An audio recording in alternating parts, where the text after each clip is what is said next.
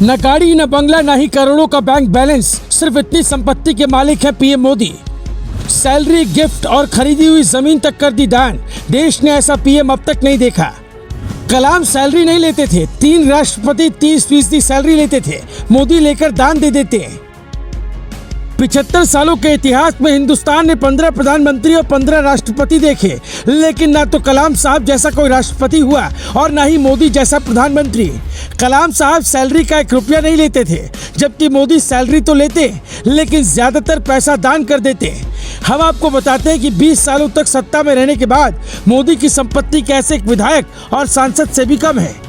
लेकिन उससे पहले सुनिए कहानी उस 1 करोड़ की जमीन की जिसे मोदी ने अपनी सैलरी के पैसे से खरीदा। फिर भी कांग्रेसियों ने कहा कि झोल है और मोदी ने वो जमीन दान कर दी। दरअसल मोदी जब गुजरात के सीएम थे तो उन्होंने गांधीनगर सेक्टर 1 में प्लॉट नंबर 411 खरीदा। उस वक्त उसकी कीमत थी 1,30,000 रुपए। मोदी ने ये बात अपने चुनावी हलफनामे में कही और फिर अक्षय कुमार को दिए इंटरव्यू में भी बताया। लेकिन कुछ कांग्रेसी इस पर भी सवाल उठाने लगे। केस सुप्रीम कोर्ट में गया, जहां सुनवाई में पता चला कि इसके 4 खरीदार थे। अरुण जेटली और मोदी ने मिलकर 50% प्लॉट का हिस्सा खरीदा था। इसके अलावा 2 और पार्टनर थे। साल 2021 में इसकी कीमत 1,10,00,000 लगाई गई।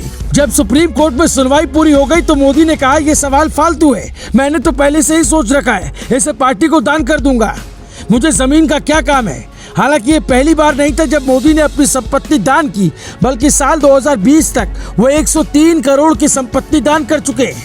बतौर सीएम जितने गिफ्ट मिले सबकी नीलामी करवाई और कन्या केलवानी फंड में 89.96 करोड़ दान किया। 2014 में पीएम बनने पर गुजरात के सरकारी कर्मचारियों की बेटियों की पढ़ाई के लिए 21 लाख रुपए दिए। नमामि गंगे मिशन के लिए 2 बार गिफ्ट की नीलामी करवाई, करीब 12 करोड़ रुपए इसके लिए दान दिया।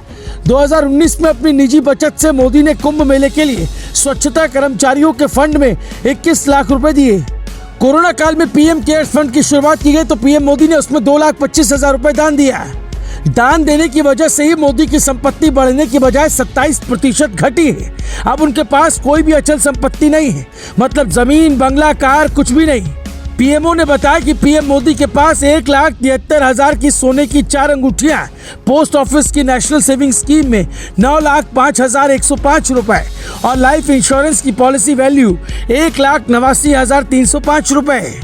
कुल मिलाकर पीएम मोदी के पास 2,23,00,000 की संपत्ति है। बैंक में जमा पैसों में 26 लाख का इजाफा हुआ है। इतनी संपत्ति आपको किसी सांसद या विधायक की मिल जाएगी। आज की तारीख में प्रधानमंत्री की सैलरी 2 लाख रुपए महीना है, जबकि राष्ट्रपति को 5 लाख रुपए महीना मिलता है। लेकिन आजादी के वक्त राष्ट्रपति को सिर्फ 10,000 रुपए और प्रधानमंत्री को उनसे भी कम वेतन मिलता था।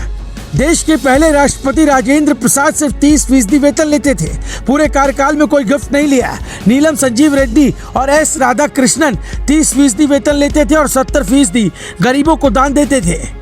उसके बाद एपीजे अब्दुल कलाम ने सैलरी नहीं ली और अपनी पूरी संपत्ति गरीबों के लिए दान कर दी थी। लेकिन किसी भी प्रधानमंत्री ने दान करने का बड़ा दिल नहीं दिखाया।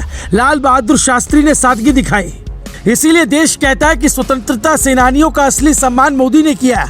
जब राजेंद्र प्रसाद ने सैलरी छोड़ी तो नेहरू भी कैबिनेट मंत्रियों की तरह सिर्फ 3,000 रुपए महीना सैलरी लेने लगे थे।